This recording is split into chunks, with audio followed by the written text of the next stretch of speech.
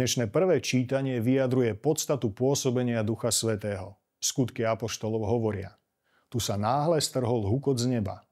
Duch Svätý je sila z hora, od Boha, prichádza zo sféry, ktorá človeka presahuje a je mu neznáma. Ako keď sa ženie prudký výchor.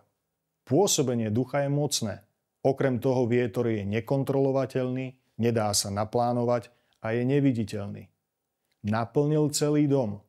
Duch Svätý má tendenciu vyplňať prázdnotu nášho vnútra pozitívnou silou.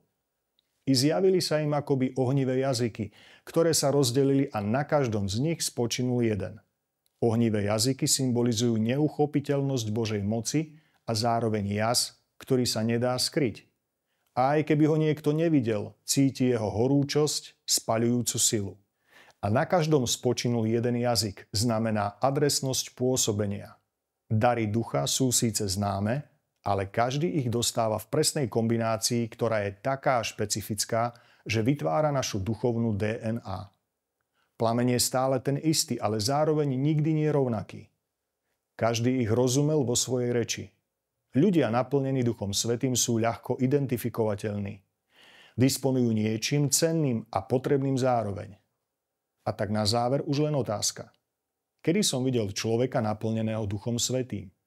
A kedy som ja hovoril plný Ducha Svätého?